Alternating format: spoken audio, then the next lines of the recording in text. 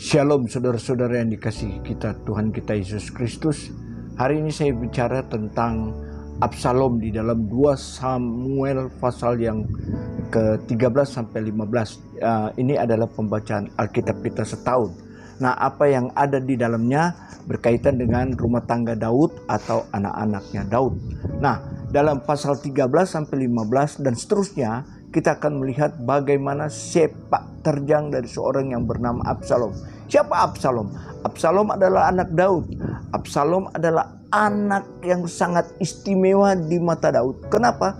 Karena menurut 2 Samuel pasal 14 ayat 25 sampai 26, dia adalah anak yang tak bercacat dari atas ubun-ubun kepalanya sampai kakinya.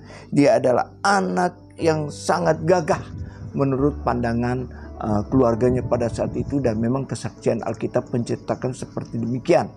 Lalu yang kedua dari Absalom ini adalah di dalam 1 Raja-Raja pasal 15 ayat yang kedua, di sana dikatakan Absalom, Daud memberikan nama Absalom. Dia mempunyai pengertian ayah damai atau bapa pembawa damai, arti nama dari Absalom. Nah, saudara tahu ceritanya bagaimana kisah hidupnya Absalom. Absalom bukan menjadi seorang pembawa damai, justru dia pembawa malapetaka.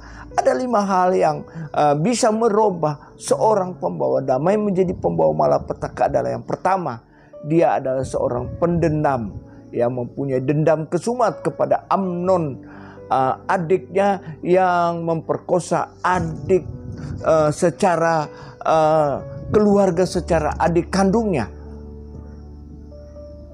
setelah 2 tahun. Jadi dendamnya itu disimpan. Yang kedua yang saya dapati di sini adalah dia adalah orang yang mempunyai hati yang busuk dan licik.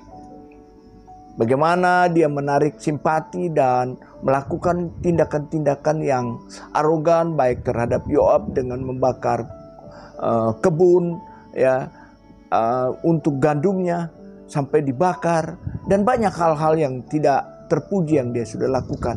Yang ketiga dari seorang yang bernama Absalom menjadi pembawa malapetaka adalah menghalalkan segala cara, dan akhirnya dia berambisi mau menjadi raja, dan dia mau supaya semua orang tunduk di hadapan. Yang ketiga, yang keempat, dia mempunyai ambisi. Ambisi supaya dia menjadi orang yang nomor 1. Dan yang kelima, ini yang paling sangat penting dari kehidupan seorang yang bernama Amnon. Dia adalah anak yang tidak takut Tuhan. Beda dengan Daud ayahnya, seorang anak yang dipilih dari tengah-tengah padang belantara sementara menggembalakan domba. Diangkat oleh Tuhan menjadi raja, bukan mengangkat diri sendiri untuk menjadi raja. Dan itulah sebabnya walaupun cita-cita seorang ayah ingin supaya Absalom sesuai dengan namanya menjadi pembawa damai, akhirnya dia tidak menjadi pembawa damai. Kelihatannya kita harus menjadi pembawa damai bukan dengan apa-apa yang menjadi kebanggaan kita. Justru kita harus semakin rendah hati di hadapan Tuhan dan menganggap Tuhan di atas segala-galanya dalam kehidupan kita.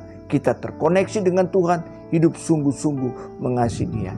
Inilah yang saya bisa sampaikan renungan pada hari ini. Tuhan memberkati. Amin.